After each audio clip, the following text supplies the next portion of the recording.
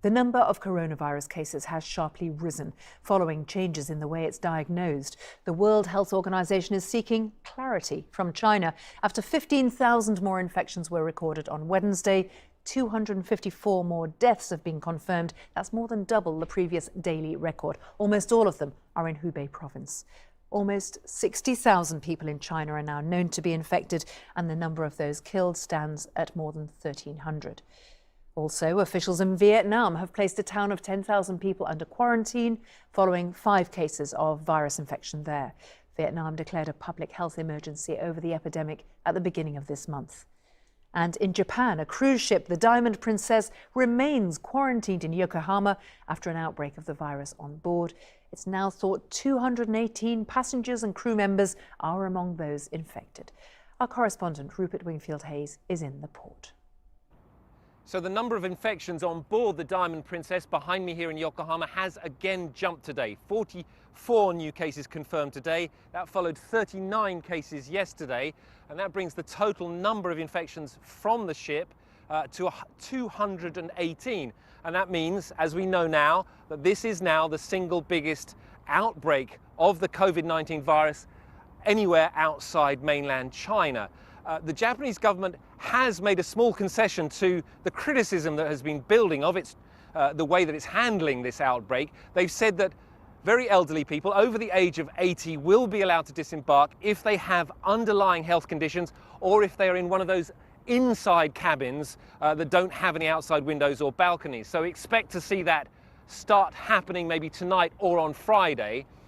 But there are many questions that remain. First of all, obviously, are infections still taking place? Is the virus still circulating around the ship? No one really knows. And the other big question is, why still has the Japanese government not managed to test all of the passengers and crew on board?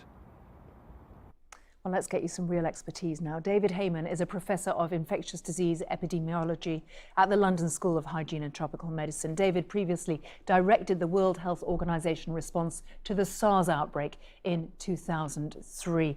David, first I want to talk to you about the mortality rate. The reports were seeing put the mortality rate of this virus at about 2%. Right, that's right, and that would be at the level of influenza, seasonal influenza. Each year there are about 1 to 2% of people who die, unfortunately. But what's happened in China is the case definition, that is the way they define a disease, has included pneumonia. And so they're missing all the less severe cases of disease and only looking at those that are most severe. So of course, the mortality is higher among those people. So the case definition recently has been changed in China, and they're now including less severe symptoms as well in their diagnosis. And something that's important now is the way they're testing. It has been to do with these lab kits beforehand. And what's been the problem with those? Well, they've been using test kits that detect nucleic acid. The problem with them is that it takes a long time to get a result, longer than they want. It takes sometimes a day for them to get a result. And does it require some expertise to administer and to read? Absolutely. It requires both expertise and skill and making sure that there isn't contamination from the laboratory around it.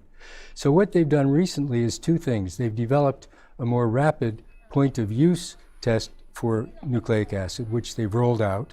It's not clear how effective this is, but they're using it.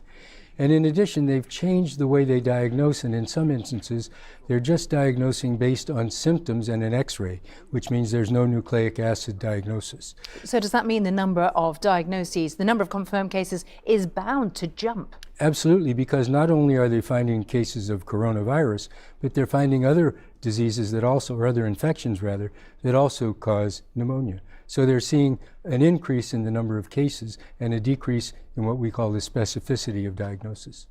So what, in kind of real world terms, David, what does this mean? Does it mean that just that the clinicians are able to spot coronavirus better, or that we should be alarmed at the way in which it is spreading or the rate at which it's spreading? Well, certainly it's spread throughout China, and China's making every effort they can in the way that they do best to stop the disease.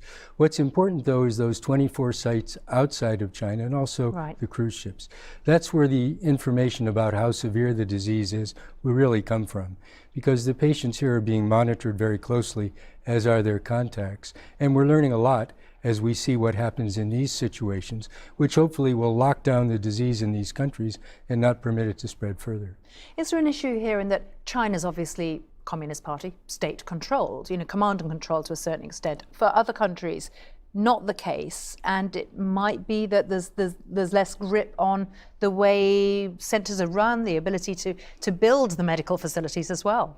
Well, clearly, in the SARS outbreak, China had the same type of a lockdown, and they rapidly got rid of the infection.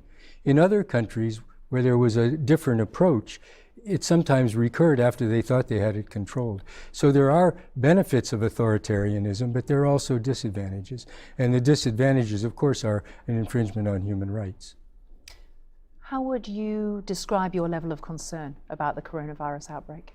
I think we're all concerned about what we don't know. Right. We know so far what's happening and what we can see, but what we don't know is the real potential of this virus, whether or not this eventually could become a disease endemic in humans like TB, influenza, or others, because influenza also comes from animals into humans, and it sometimes becomes a permanent resident.